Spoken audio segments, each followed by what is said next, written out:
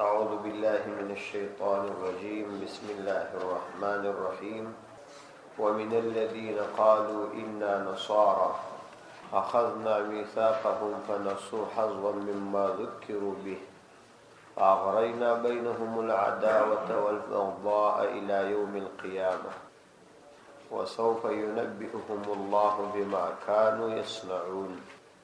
سورة مائدة آيات نمبر 14. د دې آیات د مخکې آیات سره مناسبت ښکاره دي چې لکه څنګه چې موږ وعده واخیستله د یهودو څخه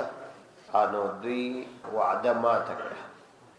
د وعدې د ماتېدلو په صورت کې الله تعالی وایي موږ په دوی باندې عذاب نازل کړي، هغه دا چې دوی مو د خپل رحمت څخه لرې کړ، او چې کله مو د رحمت لرې کړل نو د دې تاثیر پر دوی باندې دا وسو چې زړونه یې سخت شوه، او چې کله یې زړونه سخت سوله نو د زړونو د سختۍ تاثیر داسو چې د تورات په کلماتو او په آیاتونو کې یې تحریف، رد او بدل شروع کړي. هم یې پکښې لفظي او هم یې پکښې معنوي تحریف، رد او بدل وکړي. نو دا وایي داسې نه وه چې ماضي دوی په خپله پخوانۍ زمانه کې په دې فعل اخته وه، بلکې دوامداره به دا خائنان په دغه خیانت باندې اخته وي. پر روانو آیاتو کې بیا د نصاراو سره د عهد یادونه کوي چې موږ په اهل کتابو کې نصارا چې عیسویان د هغوی سره تعهد وکړي، په هغوی معاهد مات کړي، نو موږ په هغوی باندې عذاب ورنازل. ومن الذين قالوا ومن الذين او د هغو کسانو څخه قالو چې هغوی ویل انا نصارا موږ نصارایو اخذنا میثاقهم موږ د هغوی نه د هغوی په ښه وعده واخیستل فنسوا حظا مما ذکروا به نو هغوی هېره کړل حظا یوه لویه حصه مما د هغه څه نه ذکروا به چې دوی ته په هغه نصیحت کړل سوي وو. فاغرینا بینهم العداوه نو موږ واچوي په مابین کې د دوی العداوه دشمني والبغضاء بغض او حسد الى يوم القيامه د قیامت تر ورځې پورې. وسوف ينبئهم الله او جردي چې وبشي دوی لره الله سبحانه وتعالى بما هغه څه كانوا يصنعون چې دوی کول، دوی چې صنع او فعل کول دا به موږ ورته وشي. نو دې کې د نصاراو سره د عهد یادونه ده چې الله سبحانه وتعالى فرمایي د دوی سره هم موږ دغسې تعهد کړي چې تاسو به ایمان راوړي، آخرت ته به عقیده لري، او کوم پیغمبر چې آینده راځي د هغه تصدیق به کوي، او توقیر به کوي، عزت به کوي، احترام به کوي، نصرت به کوي. خو دوی داسې ونه کړه، وعده یې ماته کړه. هغه څه چې دوی ته په نصیحت کول کېدی هغه غټه حصه یې هېره کړه. او د یو شي هغه وخت هېرول راځي چې سړی د هغه کار عمل پرېږدي. انسان که د کوم شي عمل پرېښودي، د عمل په پرېښودلو باندې هغه کار پاته کېږي. نو الله تعالی په دې آیاتونو کې د دې یادونه کوي. ومن الذین هغه کسان قالو چې هغوی ویله انا نصارا موږ نصارا یو. نصارا دوه معناوي دي، یا دا معنا چې موږ نصارا یو د بل نصرت سره کوو، او یا دا چې موږ د عیسی علیه السلام امداد وکړي، او یا نصره دا په شام کې یو علاقه ده، هغې ته یې نسبت سوی دی، یو کلی دی، د هغې کلي اوسېدونکي نصارا ول، هغه ته یې نسبت سوی دی. اوس هم هلته ځینې خلک و دې ته نسبت کوي. اخذنا میثاقهم موږ واخیستئ د هغوی څخه کلکه پخه وعده فنسوا حظا مما ذکروا به د هغوی هېره کړل حظا یوه برخه لویه مما د هغه څه نه ذکروا به چې دوی ته په هغه سره نصیحت کړل سوي وو. نو د دې هېرولو په مقابله کې موږ پر دوی دا سزا وارده کړل. فاغرینا بینهم العداوة والبغضاء الى یوم القیامه فاغرینا نو موږ واچول بینهم د هغوی تر مابین العداوة دشمني. دا عیسویان مو یو د بله په عقایدو کې سره جلا کړ، او د عقیدې اختلاف ډیر جوړ اختلاف، نور ټول اختلافات هغه حل کیږي ځکه فروعي اختلافات پر کوم اساس باندې نی بنا او د عقیدی اختلاف دا هیڅ کله نه ختمیږي نو موږ د دې تر مابین د عقیدی اختلاف پیدا کړ د بیضاوی په حاشیه کې د تیسیر په حواله را نقل کړی دي چې د عیسی علیه السلام څخه ورسته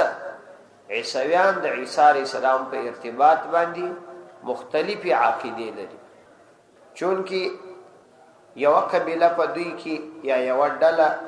پستوریه نومیږي چې هغوی د عیسی علیه السلام په ارتباط دا عقیده لري چې دا د الله تعالی زوی دی بل ډله په دوی کې یعقوبیه نومیږي هغوی به عیسی علیه السلام د الله تعالی سره متحد او د الله تعالی جز ګڼي چې الله تعالی او عیسی علیه السلام دواړه یو مجموعه ده او درېم ډله به ملکائیه دي چې هغوی به د عیسی علیه السلام د درو خدایانو څخه یو بولي چې د درو مجموعه ده یو په هغو کې عیسی علیه السلام نو دا درې سره عقاید یو د بل سره سخت تضاد لري او د عقیدی اختلاف د همیشه د پاره باقی پاتې کیږي نو د دې تر مابین موږ د عقیدی اختلاف پیدا کړی چې د قیامت پورې به دوی په دغه عقیدوي اختلاف مبتلا وي انو عقیدوي اختلاف بیا د دشمنی او د بغض او د کینې بنیاد او رشه ده چې د حمله په وجه باندې دا تر قیامت پورې جاری وي نو اوس به یو سوال دا وسی چې په اوسنی عصر کې اکثر عیسویان هغه متحد دي حتی چې په خپل ملکونو کې یو د بل ویزم نصر لري او خصوصا د مسلمانانو په مقابله کې د هغوی اتحاد ډیر زیات مضبوط دی کوم عذاب چې ظاهرا دوی ته باید وای هغه پر مسلمانانو اوس مسلط دي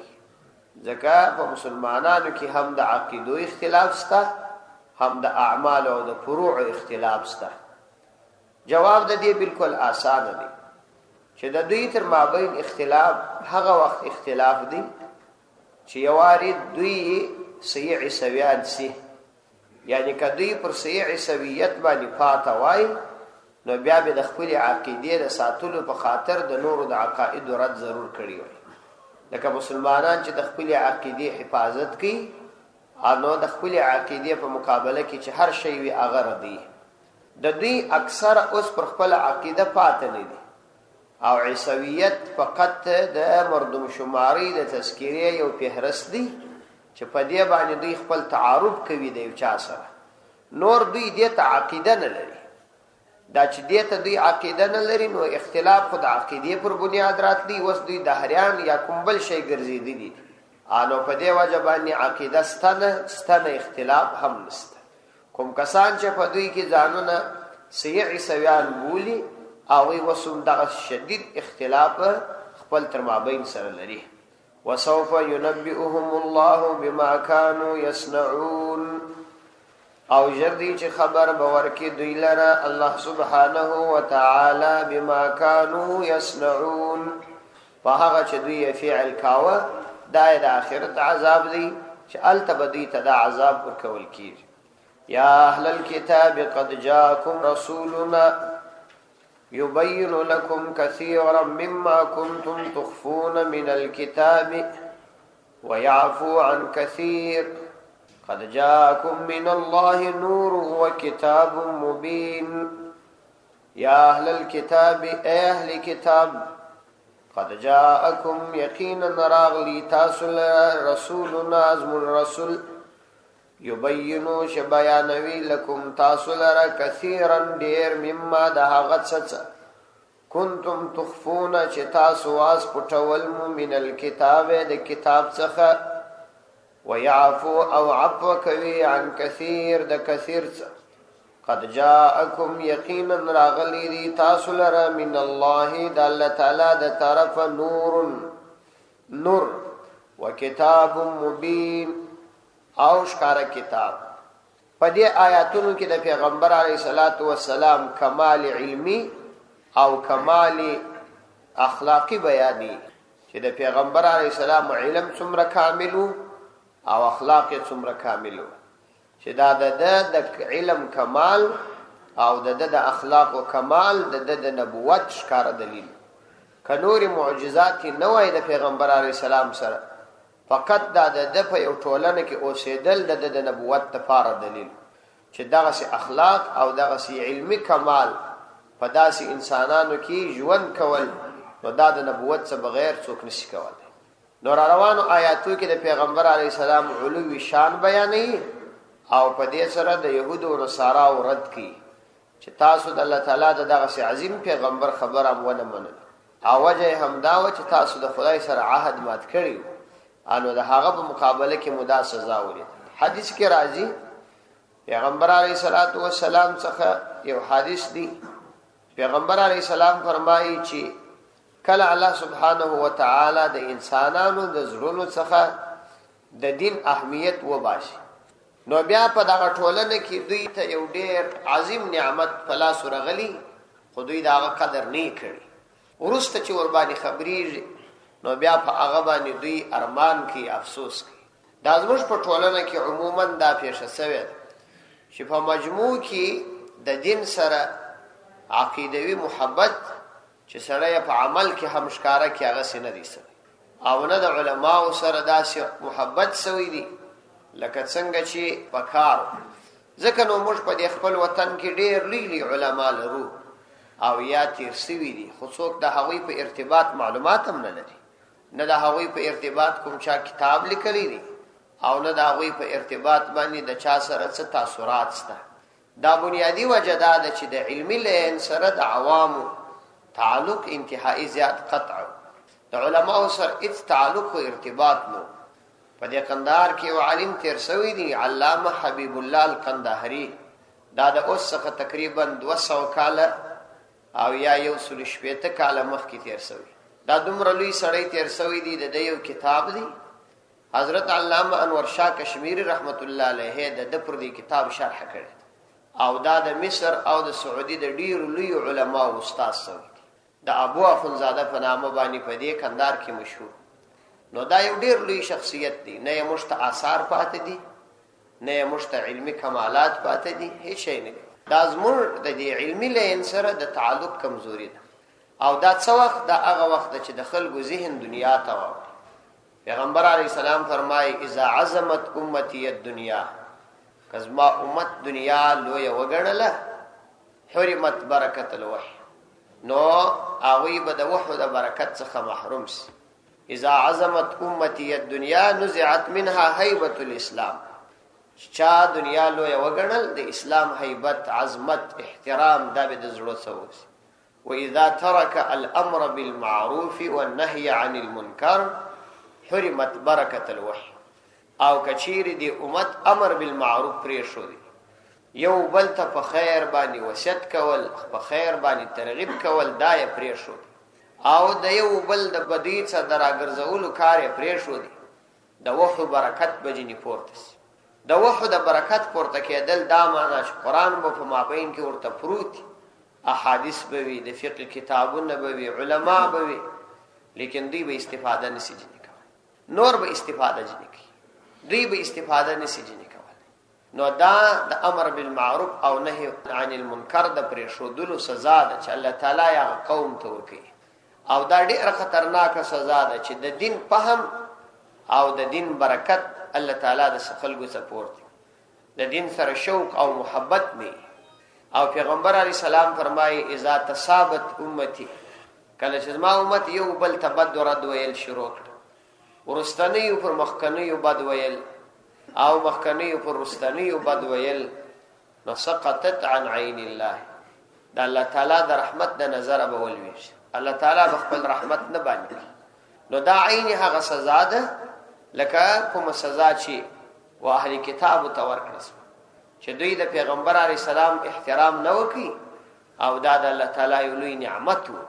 نو سزا یې الله تعالی دا ورکړه چې یو خو یې دوی د قرآن او د پیغمبر علی السلام د مبارکو مجلسونو څخه محروم کړ، د الله د پیغمبر همسایګان به و د هغه د برکاتو څخه محروم و، لیکن نور استفاده ځنې وکړه. او دا غرنګ الله تعالی په هغوی کې اختلاف پیدا کړ. په اسلامي امت کې د اختلاف عمده وجه دا ده چې یو خو یو رستنی پر مخکنیو باندې بد وایي، او بل دا چې عقیدوي اختلافات پکې کیدي او بل دا چې قران او د الله تعالی دین ته احترام نشته هغه سه عظمت چې د الله تعالی د دین په کار دی هغه نشته نو دا سزا الله تعالی ورکړي په دې مبارک آیاتونو کې د پیغمبر علی السلام لوړ شان بیانېږي یا اهل الكتاب اے یهود او نصارا قد جاءکم رسولنا یقینا راغلی تاسو لره رسولنا ازمر رسول چې د دې رسول علم کمال دادی او دای د علم کمال حال دی یبینو چې بیان ویلکم تاسو لره کثیرا ډیر مزامن مما دهغه مزامن څخه کنتم تخفون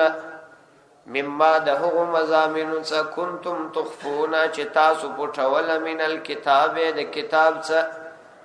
یعنی د تورات ډیر مزامن چې تاسو پټول دغه پیغمبر علیه السلام تاسو ته بیانې یعنی هغه خبرې چې دغه اظهارول شرعي مصلحت وي پیغمبر علیه السلام تاسو ته بیانوي تاسو د کتاب مزامین دي تاسو پټ کړی دي او دغه پیغمبر درته بیانوي په هغو مسائلو کې چې په هغه کې شرعي مصلحت وي د دې سره سره چې د پیغمبر علیه السلام د کوم چا څخه تحصیل نه دی کړی بلکې ستاسو په اصطلاح باندې امیو خودمره علمي کمالات ای دي چې تاسو ته د هر څه بیانې ويعفو عن كثير او عفو کوي دا یې به اخلاقی کمال دی چې اخلاقی کمال یې به دا حال دی چې ويعفو عن كثير د ډیر شانو څخه عفو درته کوي یعنی د ډیر خبرو څخه پیغمبر علیه الصلاۃ والسلام اچشمپوشي کوي یعنی تاسو ته یادونه نه کوي چې تاسو څومره خیانتونه کوي او یا څومره ډیر احکامات د تورات پټ کړي کوم خبرو کې چې ظاهرا شرعا دا پیغمبر علی السلام مصلحت و نویني نو هغه دې نه یادې درته سره د دې چې پیغمبر علی السلام په هغه ټول واقف دي او معلومات ورتسته نو دا د پیغمبر علی السلام اخلاق دي چې د هغو مسائل شرعي ضرورت وي هغه بیانې درته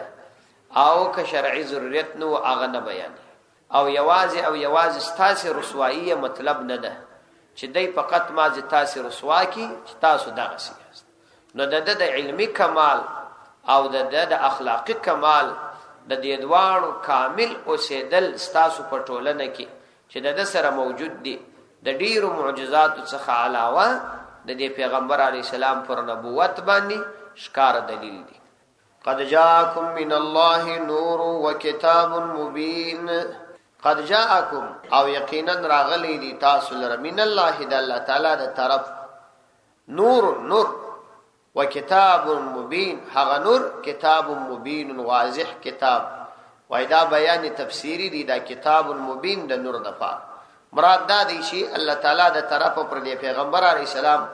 الله تعالی یو نور را نازل کړی دی چې هغه د قران کریم دی چې خلق د جهالت او کفر د تاریکی څخه د اسلام و نورانیت تر اباس قد جاءكم من الله نور وكتاب مبين یقینا راغلی دی تاسو ته د الله تعالی د طرف نور چې هغه نور نو وکتاب مبین واضح کتاب دی یهدی به الله من اتبع رضوانه سبل السلام ويخرجهم من الظلمات إلى النور بإذنه ويهديهم إلى صراط مستقيم يهدي هدايت كذي به فدغ كتاب سرى الله عز وجل من هغه چاته اتبع رضوانه چې د الله تعالی رضا یې تلاش کړل سبل السلام د جنت لاري ويخرجهم اورا باسي هوي من الظلمات د تاریکی څخه الى النور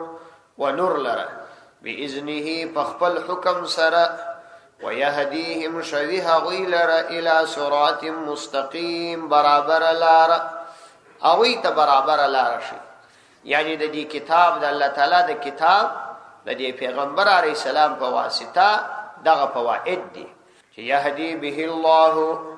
هدایت کوي په دې کتاب سره د پیغمبر علی السلام د تعلیماتو په سلسله کې الله عز وجل من اتبع رضوانه هغه چاته چې هغه د الله تعالی د رضا اتباع او پیروي وکړي یعنی کوم څوک چې دیندار شي د دینداری په وجه الله تعالی د هغه پزړی کې د هدایت نور پیدا کوي او د دغه دینداری په وجه هغه د الله تعالی احکامات تلار پیدا کوي او په هغه باندې عمل کول ورته آسان کیږي. من اتبع رضوانه سبل السلام، سبل دا جمع د سبیل ده او معنا یې دا ده چې د سلامتی ډیر لاري الله تعالی انسان ته ورشي. ځکه اصلي سلامتی هغه د جنت ده، نو جنت ته هم سلام ځکه ویل کیږي چې سلامتی دوامي ده، زوال او خطر ور پکښ نشته. رضوانه چې د الله تعالی د رضا تلاش وکي، سبل السلام دا سلامتی لاري یعنی د جنت لاري چې دا عقاید او اعمال دواړو ته ضرورت لري. چې ام بسړی د پیغمبر علی السلام پر نبوت او پر ما جاء به رسول الله صلی الله علیه وسلم پر هغه چې پیغمبر اسلام راوړي دي پر هغه به ګردو عقیده لري او بیا به په عمل کې پلي کوي، نو په دې واجبانی به بیا دوی جنت ته داخلي.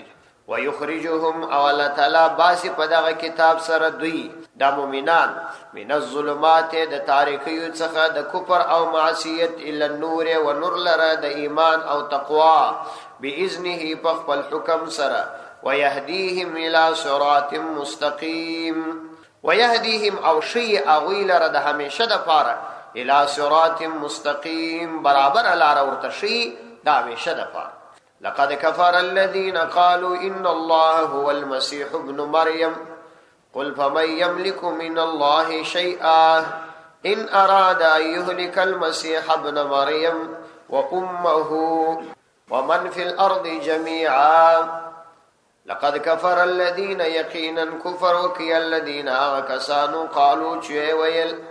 ان الله يقينا الله عز وجل هو المسيح ابن مريم هاغا مسيح ابن مريم دي. قل ورتوا اي پیغمبر عليه السلام فمن يملك من الله شيئا نو څوک اختیار لري من الله د الله تعالی په مقابله کې شيئا د یو شی ان ارادک اوغاړي د الله تعالی اندا يهلك چې وفات کړي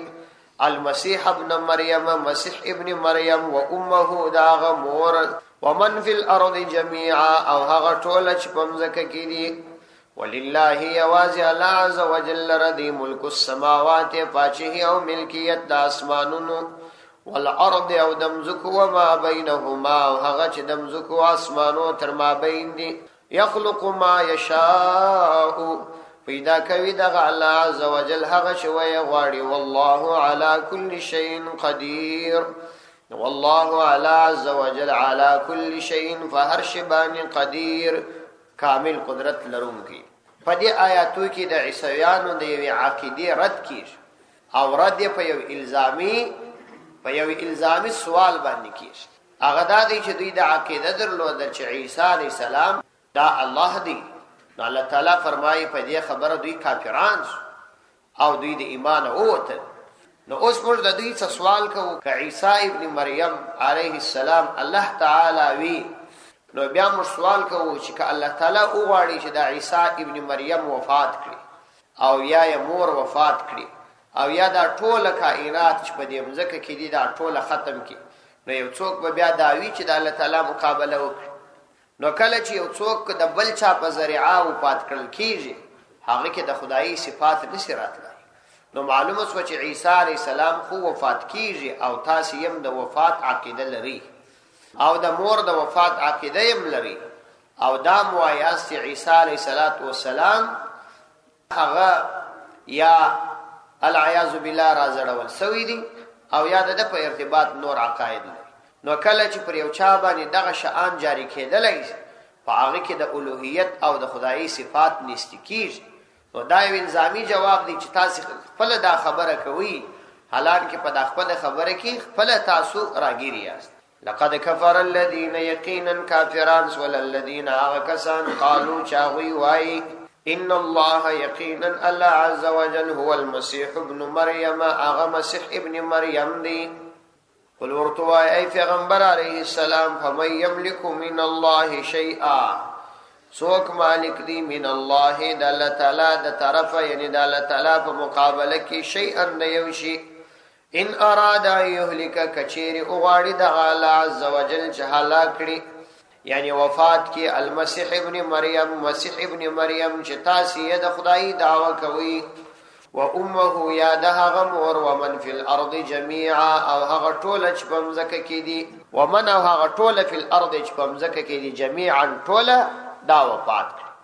نو معلومه سول چې حقيقي خدای یوازې الله تعالی دی نور ټول مخلوق او د هغه عبادت کوونکی